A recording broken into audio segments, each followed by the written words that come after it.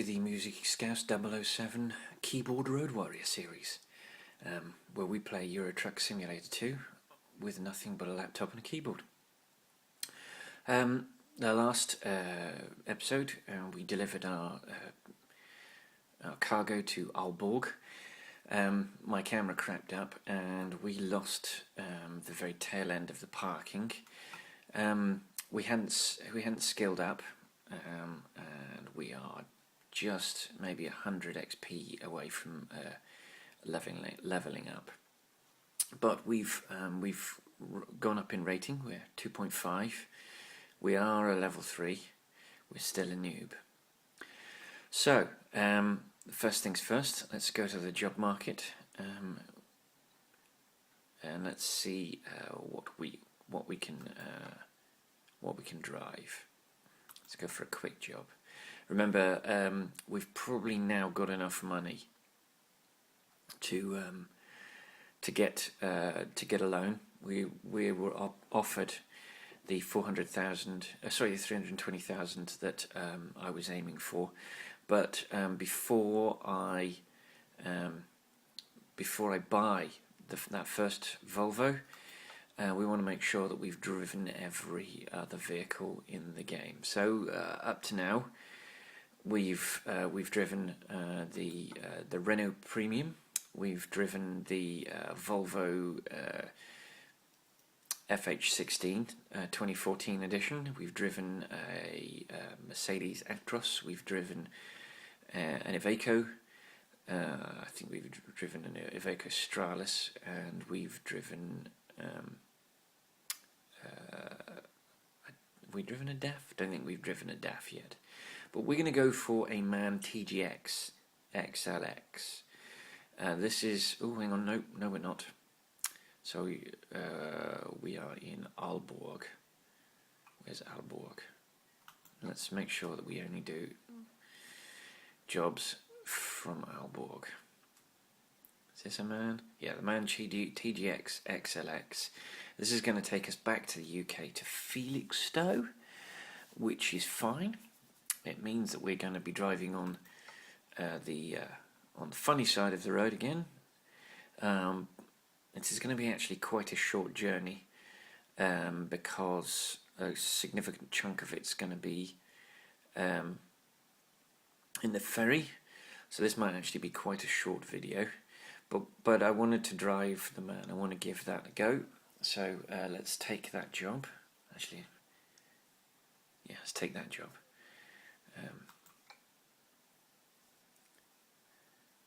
Okay, and let's let the computer load that.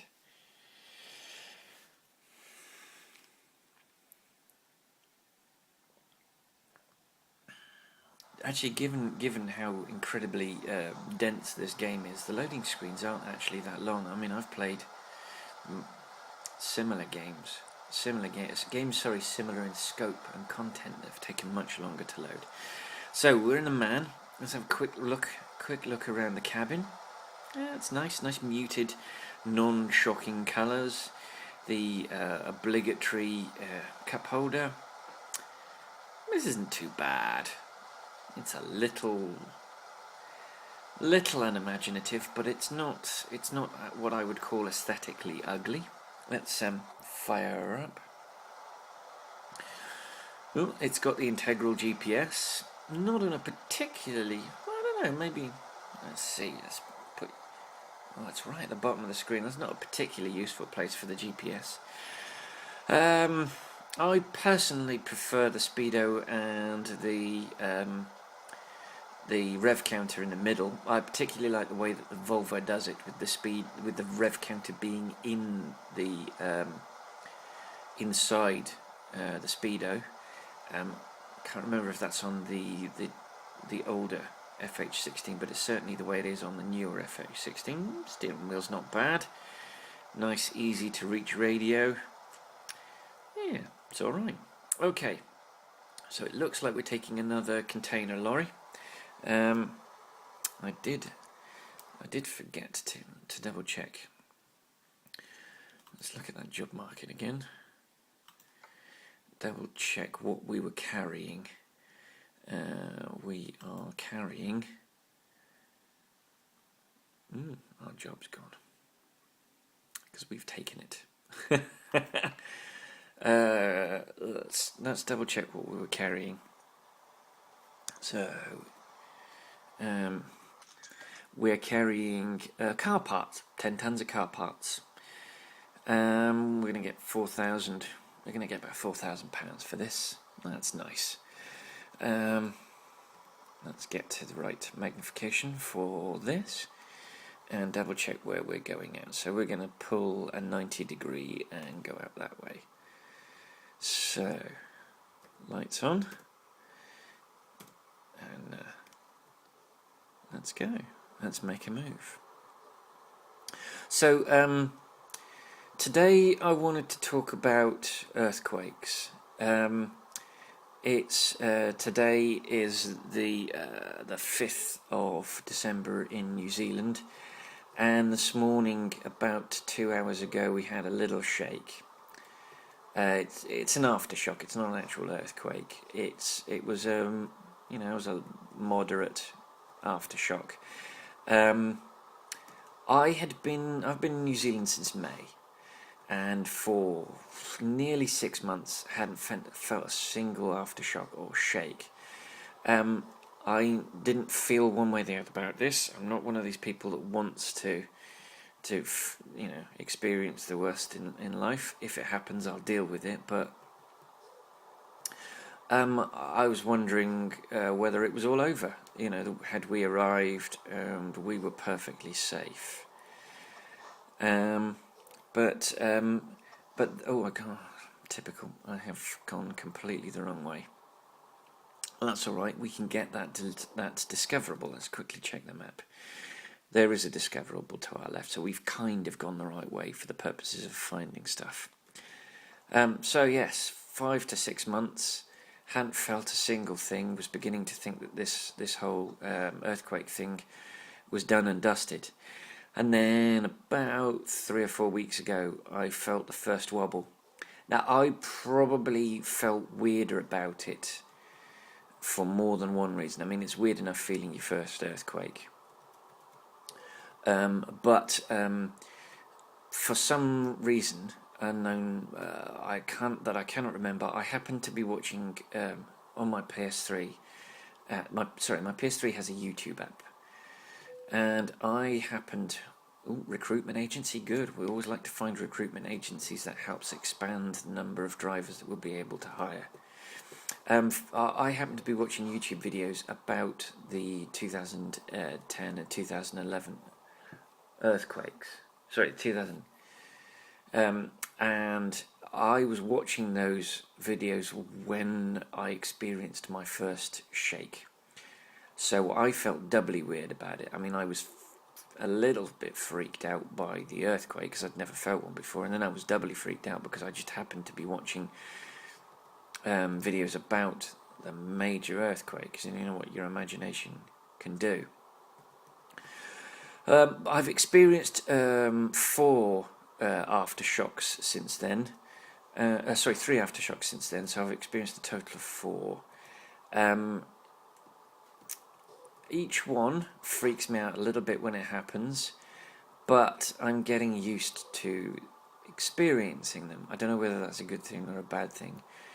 I'm thinking might be a bad thing, because I might be being lulled into a false sense of security about the relative danger of aftershocks. But some have been worse than others. The worst aftershock was a week and a half ago. Was it a week ago? 2 weeks ago? I can't remember. I think it was 2 weeks ago. It went on a little longer than the other aftershocks have gone on, and it rattled the crockery in the cupboards. There was a brief shock, and then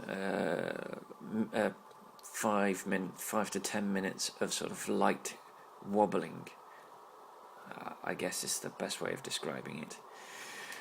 And that was the first time that an earthquake had gone on longer than a minute or two. Longer than a few seconds, sorry, longer than 30 seconds. So it was a bit of a shock. But I think it was useful to experience, because for a person who's living in an earthquake-prone area, it's a useful experience to have had, because I now have a frame of reference, albeit an extraordinarily minor frame of reference. I think the most severe shock I felt was the 4.3, which is the one that rattled the crockery. Bearing in mind that it was quite deep and kilometres outside the centre of Christchurch, whereas the one that did all of the damage to the city of Christchurch, the city centre, was a 6.7, and it was quite shallow, and it was relatively near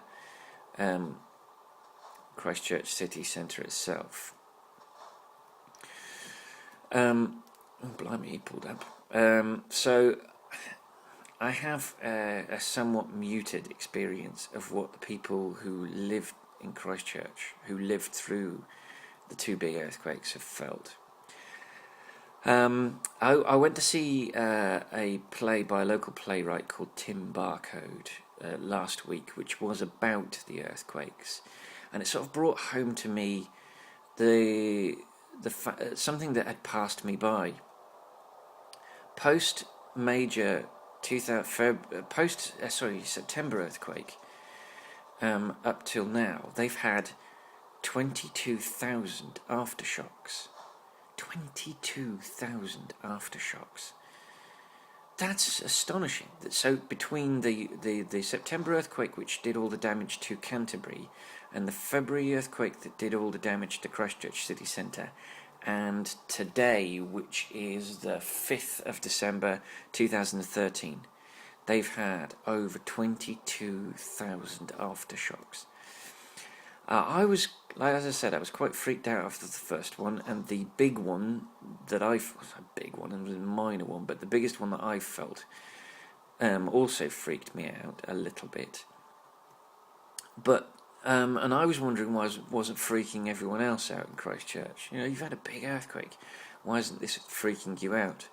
And of course I did the research, and I discovered how many aftershocks they've had, and came to realise why they are so blasé about the aftershocks. It's because they after the September one and after the February one, they were having these minor aftershocks every few hours, every day, every few days. They were having aftershocks, and it sort of makes you realise this is the life for these people. You know, a minor aftershock is a mere bagatelle. It's nothing compared to what they went through on these two devastating days, the one in September and the one in February. Obviously the one in February gets the most press because it did the most damage to a built-up area. The one in September did most of its damage to outlying areas and fields where there's less press, there's less TV state. I mean, the one in September completely destroyed a local TV network. Canterbury Television had a huge office, a 6-story office building, which was pancaked, flattened by the February earthquake. So, and there was also another building near the River Avon, which was also pancaked. And so a significant number of people lost their life in February, whereas in the September earthquake nobody died. Lots of people were injured, but nobody actually died in the February earthquake. The September earthquake. So obviously the February one's going to get the greater press. But if you look at the photographs from the September earthquake, it's horrifying to see just how much damage a shifting tectonic plate can do to the surface landscape. There's an amazing photograph of a hedgerow which was dividing a field, and they've got a before and after photo, and the before photo is a long straight hedge, and in the after photograph is two separate hedges separated by a gap of something like 20 feet. It's literally like someone cut the land in half and then pushed them in opposite directions. And to some extent, that's exactly what happened. The land was pushed and split up and shifted in two separate directions.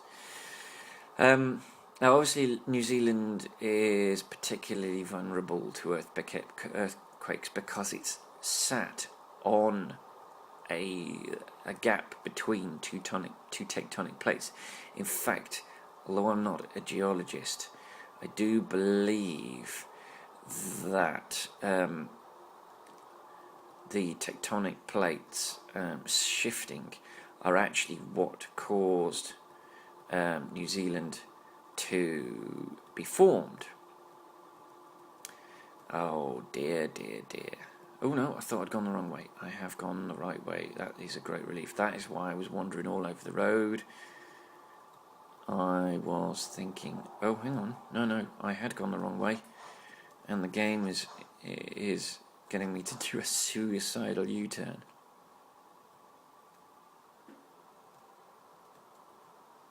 Which I can't actually do because there's no gap in the road. Oh gosh, I have gone the wrong way. I have screwed the pooch. So this supposedly short journey is going to actually take a lot longer than I'd hoped. Right, have we got? Are we free and clear? We're free and clear. Damn it! I don't want to go across the bridge, because if I go across the bridge, I will be stuck driving for miles. Right, please tell me there's a gap in the road.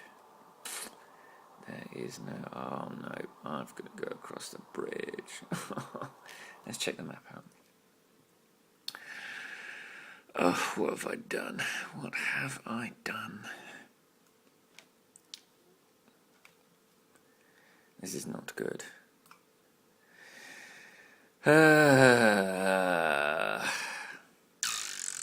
Let's go and visit the city of Odense. Let's discover Odense. Let's do a U-turn, and let's double check how much time we've got. We've got 42 hours, and this is supposed to take us. Oh, we've easily got enough time to discover Odense. Right, we're going to go discover Odense. So, ironically, by an error of not concentrating on the map, I have enabled myself to add an extra city or town to our discoverable list. We'll get hopefully a new recruitment agency, maybe a truck dealership.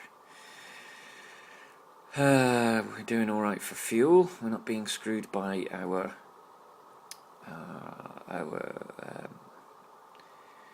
client on the old fuel front, but I think that's maybe an accident. Obviously, a lot of our journey is going to be by boat, and so the game is looking at the distance we've got to go and giving us the fuel for that distance, and it's not taking into account the fact that we're doing a significant chunk of that distance on a boat. But that's fine. That helps us discover Odense, and that's fine by me. So hopefully we will get to see Odense pretty soon. We'll get to do a circuit in Odense and get ourselves back on track for Felixstowe, which is obviously a port town, a bit like Esbjerg. It's a port town, and so we shouldn't have to go very far outside the port to deliver our cargo. Okay, no, we don't want you tucking up inside us, because we actually want to.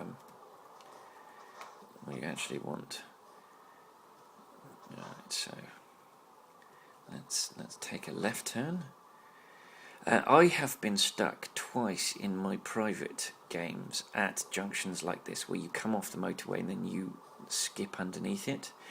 And I went online, checked out a couple of the forums. If you are stuck behind a traffic jam and it goes on, and 5 minutes later you're still sat there and nothing's moved. The trick is to save the game. You go back out to the main menu. Let's escape out to this menu and click save. Go through the process of saving the game, then immediately reload it. See, we've discovered it. And immediately reload it. The traffic jam in front of you will be gone. The traffic jam behind you will still exist because you'll have been sat there for a while. Let's turn our lights off because we don't need the lights under these circumstances. He's going to pull out in front of us, but that's okay because we've got plenty of space. So obviously the traffic that's sat behind you will still be there. Oh my god, how slow? How slow? But the traffic... Oh, we've discovered a DAF dealership. Let's double check the map, see if there's another... Yep, there is another discoverable in Odense. And what we'll do is we will take the second right, and that should give us what I assume is a recruitment agent. Oh, and that's a red light. Don't get a ticket. Don't get a ticket. Don't get a ticket. So, yes, if you're stuck behind a traffic jam and minutes go by, like 5 minutes go by, and it doesn't look like anything's moving, save the game, load it immediately, and you should be good to go. Because I went away and made a cup of tea. Because I'll make a cup of tea. It'll be, by the time I come back, they'll be honking me, but the road will be clear in front of me, and it wasn't. And I waited and waited, and I thought, no, this is not right. My game is glitched. This is rubbish. This game is rubbish. It wasn't the game is rubbish. It's just that the AI isn't brilliant, which is a little frustrating. But it's not a complete game breaker. So we are stuck. So now the man does have the parking brake notification. Remember the last truck we were in? Nothing on the dashboard to tell you that you have your parking brake on. I think it's useful. I think you should have it. So our Scania had it. I think the Renault had it. Volvos, both the Volvos have it. I think it was the Iveco. No, I think it was the DAF. We've driven a DAF. DAF had the funny scooped, instrument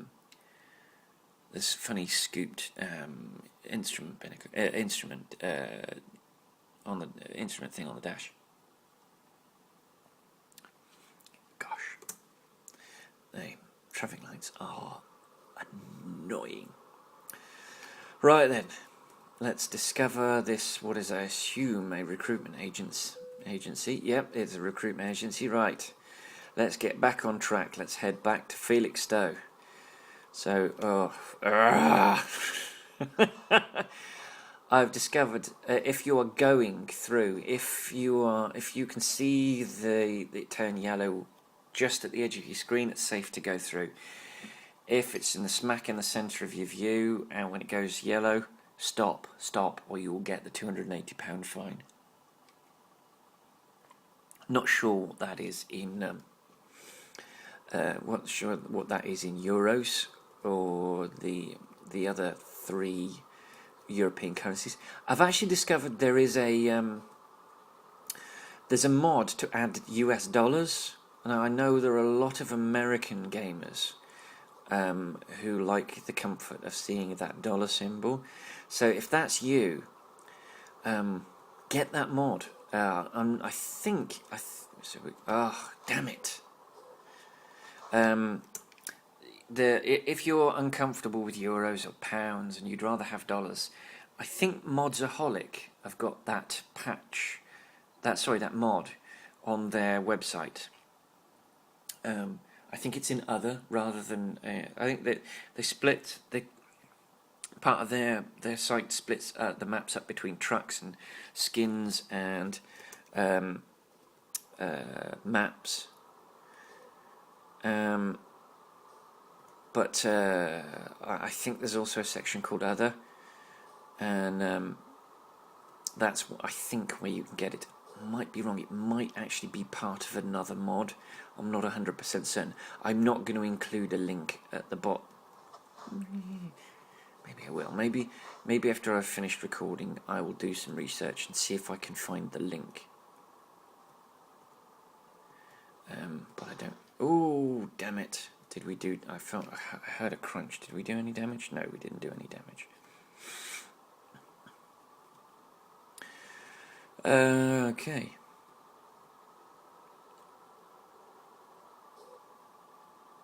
And we're back on track. Let's get ourselves onto this motorway. Get ourselves back, going in the right direction to head to Felixstowe, and then we'll be good. So we were talking about earthquakes. Oh, I haven't actually experienced an earthquake. What I've experienced is aftershocks. An earthquake is when actual damage occurs. I don't think anything is damaged. While I've been in New Zealand, there have been two quakes. There was, and they were. That's one quake. Sorry, it was in. It was near.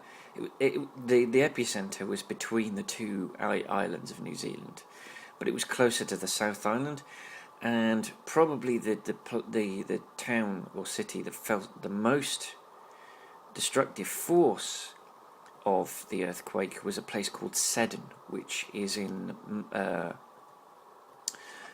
Marlborough, which is a district at the top of the North Island, on the top right-hand corner of the South Island. Sorry. But that same earthquake actually impacted on the North Island as well. It impacted at the south of the North Island and did the most damage to Wellington, which is the capital of New Zealand. I say it's the capital now. It wasn't originally. Originally, the capital of New Zealand was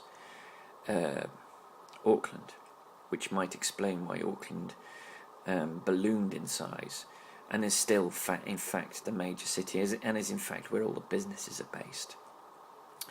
But there was saber rattling from the South Island about becoming a separate country, and so in an attempt to keep the two islands as one country, the North moved the capital to Wellington, which is right. It's on the bottom coastline of New Zealand.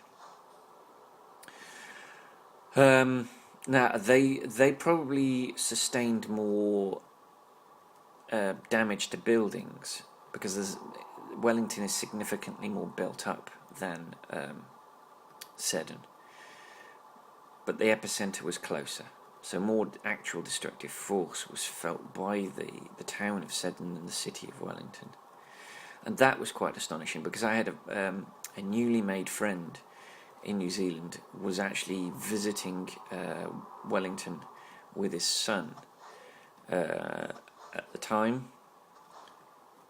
and so that kind of we're turning off right. That kind of sort of brought home that the earthquakes were real, and this was happening. But that was months. That was like 3 months before I felt my first aftershock. So I felt an aftershock rather than a quake. There is a difference. It's a lot more destructive, I think. I mean, I'm not in a mad rush to experience an earthquake. I'm not particularly keen on experiencing it. It's not something I need to experience in my life. Hopefully, if it happens while I'm out here, I'll deal with it. Hopefully, I'll cope. But the 3 or 4 aftershocks that I felt have kind of freaked me out a little bit. So I don't know how I'm going to deal with that. Everyone experiences things and copes with things in a different way, and you don't know how you're going to cope with something until it actually occurs. I've coped with shocks in different ways. I cope badly with being fired. I've been fired twice in my life. Actually, no, once I walked out of that job. I was being pushed in a direction where they were pushing me to do things that would have ultimately ended up in me being fired, because I would have coped with it badly. So I decided to walk out before I was pushed. I was fired. One of my earlier jobs, I was fired. But to be honest, I would have fired me too. I was a teenager, and I wasn't particularly reliable, and I wasn't particularly focused, and to be honest, I was going down the path I ultimately ended up going down, which is print. But it's not a path I wanted to go down. It's not a path I'm happy to have carried on going down, but I'm an inherently lazy person, and so that's where I've ended up. But I haven't coped with either of those, with the firing or the sort of the walking out before I got pushed. I've been made redundant once. That was unpleasant, and I hadn't been in the job long enough to get any redundancy pay, and redundancy laws in the UK were particularly crap at the time. Ooh, I'm going straight on. I need to get on that side. And so I went from being employed to not being employed, which sucked. It really sucked, and I was unemployed for 6 months. It's possibly the worst time in my life. I didn't cope with it that particularly well, to the point where my dad, who was in the RAF at the time, came. My parents weren't together. At this point. Oh, damn it! Did I do damage to the? No, I didn't do damage to the cargo, just to my lorry. That doesn't matter. Oh, turning the engine off. This is not good. Yeah, my parents had split up at this point, and because I stopped making an effort to look for a job, because the looking for a job wasn't going particularly well. So my dad came down and tried to persuade me to join the RAF. Wasn't interested. I have an issue with authority. I'm not particularly good at dealing with authority figures, and I knew that the RAF was not going to be for me. I did eventually pull my finger out. I got myself what ultimately became a career. I didn't start it particularly well because I didn't assume it was going to be a career. I felt like it was an interim thing. It was just to earn some money while you find your real vocation, as it were. But I eventually buckled down. I did all right. It got me a pretty good job in the end. Right, so we're turning left here. We're going to join the ferry. So, doing all right, actually. So let's... Alright, that's not very clear as to where we need to go. Alright, we need to go through that car park. So let's go through that car park.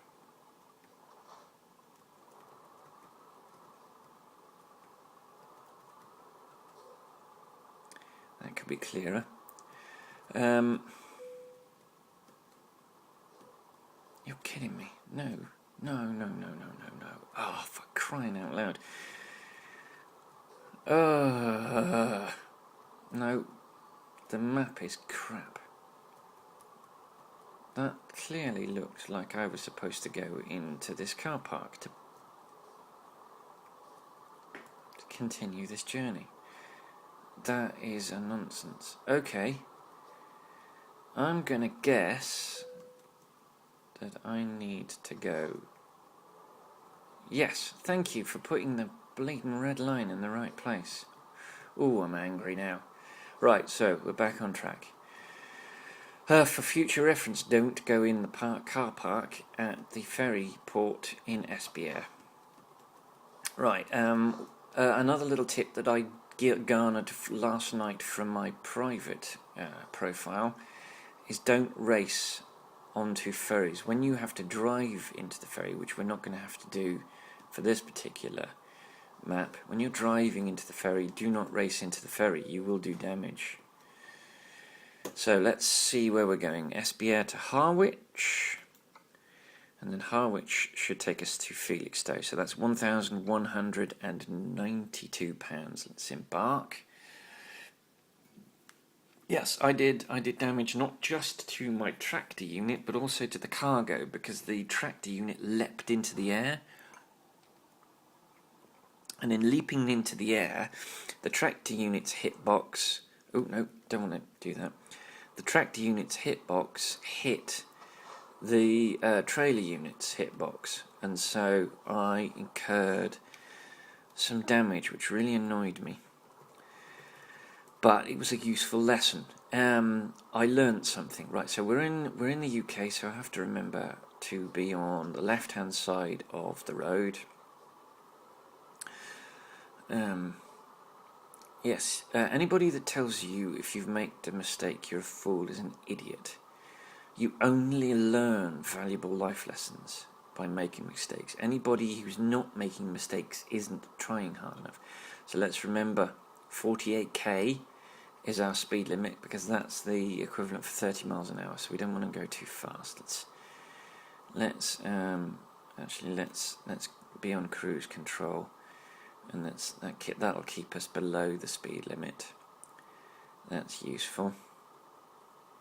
Okay, we're going straight across this roundabout, which is good.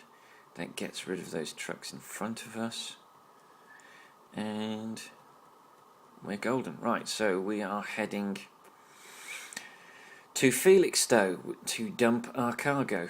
That makes it sound like we're not going to be doing a good job. Right, we're up to 50. 50 is 80k, or 83k, I think. So we can speed up a little. So to get out of cruise control, you just change your velocity. You either speed up or slow down, and that disengages the cruise control. So let's speed up a little bit. Ooh, 60 is probably okay for here. We're okay for 60, which I think is about 90k. Maybe it's 100k. If we stick our foot down, we should be alright. I don't think this lorry is capable of going faster. Ooh, faster than the speed limit. So I am pretty sure that we're going straight on, which is cool. And we're nearly at our delivery destination, which is also cool.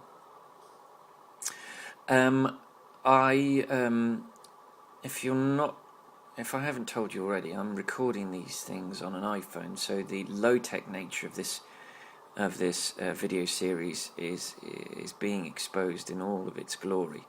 And I've discovered the reason that my camera was crapping up is not that the iPhone is rubbish, it's that I didn't have enough memory. So what I was doing was taking the footage off just in case the iPhone crapped up. And then I was discovering, as I was doing it, that in fact the reason that it was crapping up is it was just running out of memory. So that's just me being angry and flustered and not checking the first time led to me not realizing the second time. So I'm trying to figure out how long I've got for each of these deliveries, and then what I will do is I will if the delivery is absolutely going to bust that time limit, I'm going to open the pause menu, shut the camera down, move the footage, and then carry on where I left off so that we don't lose anything.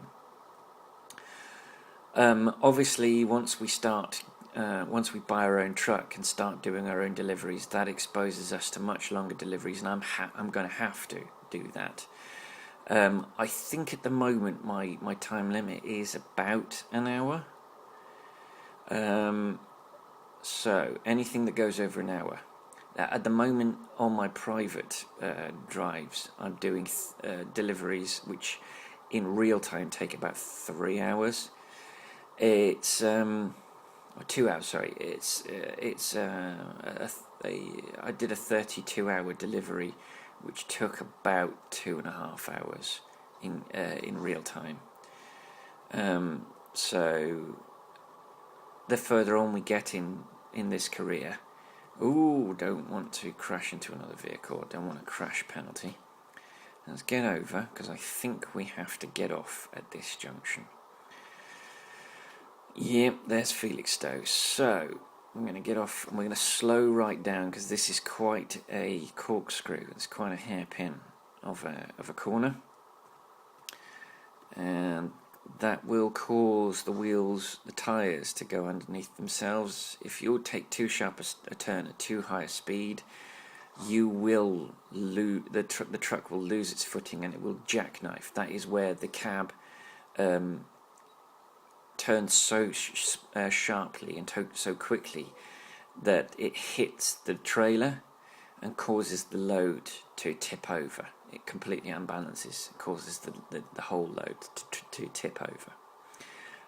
That's what jackknifing is. There are probably a lot of you who already know what jackknifing is, and I apologise if it sounds like I'm teaching you to suck eggs, but there may be 1 or 2 people watching this video who don't know what jackknifing is, so that little tidbit is for them. Okay, I'm going to slow down a little because the truck's feeling a little unstable at this speed. Yeah, might be because we're speeding. So we are near our destination. I can see Felixstowe in the GPS. There's a discoverable at Felixstowe. Excellent. We've discovered Felixstowe. Wonderful. That was a speed camera. Thanks to the little blue car in front of me brake checking me, because I might have ploughed through that and got a speeding fine. And hopefully I will park without too much trouble. Let's go to the map a second and see where this discoverable is.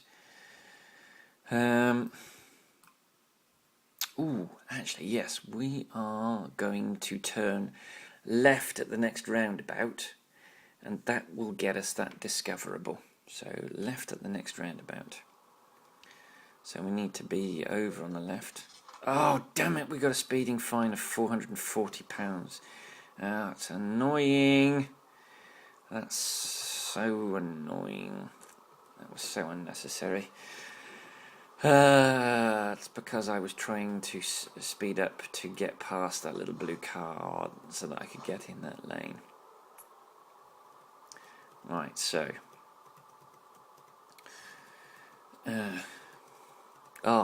I angry and frustrated when I commit an offence in this game that is so easy to avoid. So Renault truck dealership, that's okay. That's, you know, I do wish that those junctions that you stop at and you can see a road ahead of you didn't have the stop symbols, the grey stop symbols. It's annoying to know there's a road that you can't travel down, and it would be nice if SCS filled in those gaps. Now I know we are in the SCS map, and we're in the vanilla part of the game world. It'd be nice if they filled in those gaps. So, let's slow down. Let's go out. Don't. Because we were looking to the right, so that we could see the traffic. I was trying to press the number one key to get the cab view. I hit the wrong key, I carried on going, and I nearly clouted the fence. Right. We are turning left. Gosh, that's a really slow indication symbol, isn't it? Right, where are we parking? Alright. No, we're not going to skip. We need those XP at this stage in our career.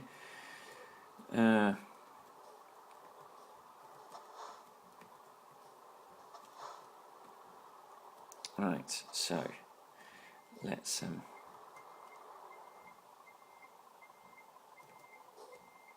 we're steering in the wrong direction. Bring it forward. We're steering in the wrong direction. Already this is going badly. Right.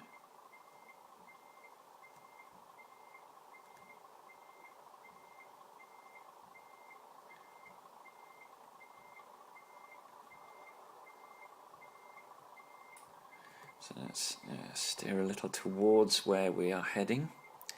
So let's straighten it out a little bit, and then hopefully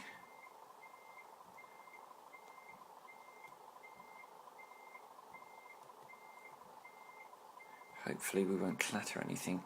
I think that's one of the reasons. Oh, straighten up a little bit.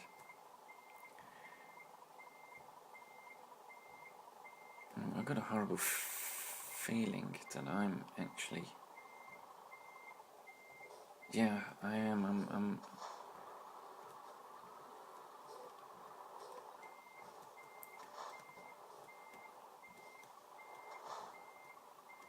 I was heading towards a piece of cargo.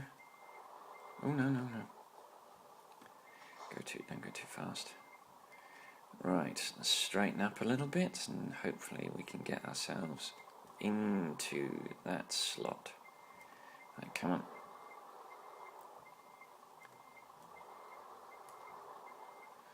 Oh, do you know what? This is so bloody frustrating.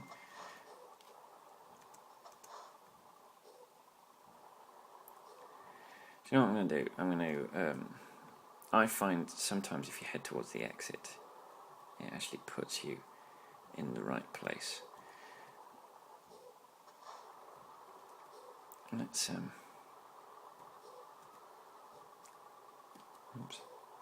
let's pull out and straighten up.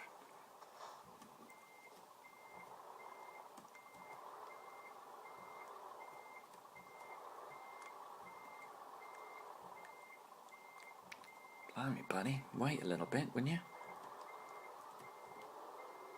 you? Ooh, too fast, way too fast.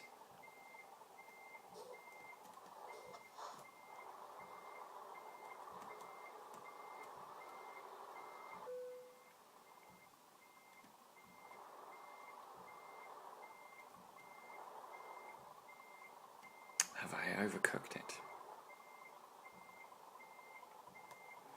Yep, I've overcooked it. Let's straighten up a little bit.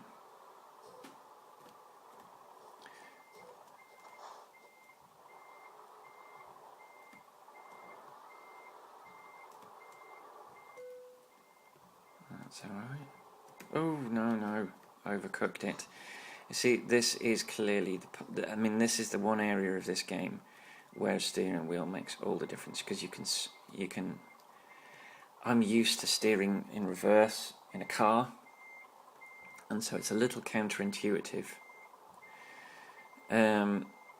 Let's straighten up a little bit. I think we might be alright, actually. I think we might be going in the right direction.